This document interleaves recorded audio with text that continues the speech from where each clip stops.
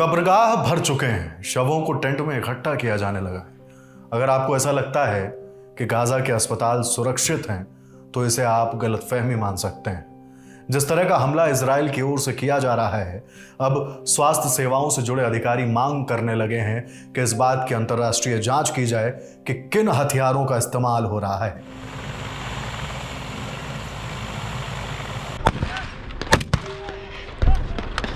हालात ऐसे हैं कि हमलों में जले हुए लोग अस्पतालों की तरफ दौड़ रहे हैं।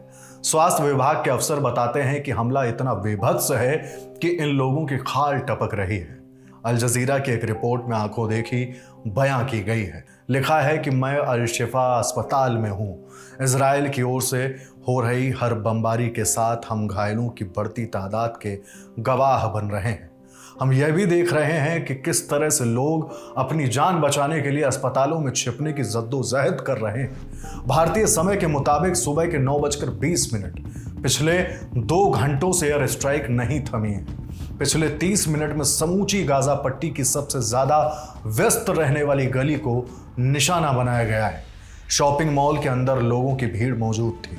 यह वो वक्त था जब आवाजाही सबसे ज्यादा रहती है। लोग खरीदारी करने पहुंचे थे ताकि खुद को जिंदा रख सकें। इसी बीच हमला हुआ।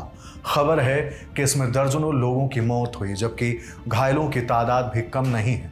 इन हमलों के बीच इजरायली मिलिट्री के प्रवक्ता डेनियल हगारी ने कहा है कि हमारी आर्मी का पूरा ध्यान गाजा सिटी और अन्य क्षेत्रों पर बम बरसाने में है। डेनियल हगारी ने कहा कि हम पूरी ताकत के साथ लगातार वहां हमला कर रहे हैं। न कोई मॉल, न गलियां, न अस्पताल। क्या गाजा का कोई हिस्सा सुरक्षित नहीं है? गाजा शहर में अल वफा अस्पताल है। एयर स्ट्राइक में इसे भी निशाना बनाया गया। फोद नज़ीम अस्पताल के जनरल मैनेजर हैं। वो बताते हैं कि अस्पताल के एंट्रेंस और आसपास के इलाकों में हमला किया जा रहा है।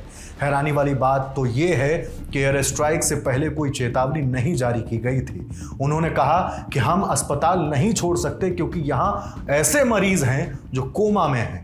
हालात इतने खराब हो चुके हैं कि अस्पताल की क्षमता से ज्यादा लोग यहां मौजूद हैं। इस जंग के बीच फ्रांस के राष्ट्रपति इमैनुअल मैक्रो इजराइल पहुंचे हैं।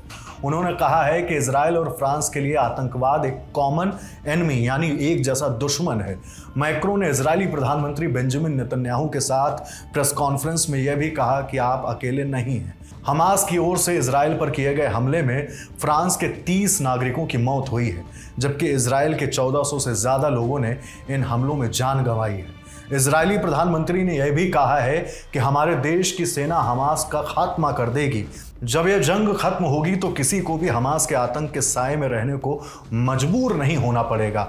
दोनों तरफ के बीच जारी जंग में गाजा के 5000 से ज्यादा लोगों ने जान गंवा दी है। आपका इस खबर पर क्या कहना है, हमें कमेंट बॉक्स में जरूर बताएं। देखते रहिए द लंदन टॉक। शुक्रिया।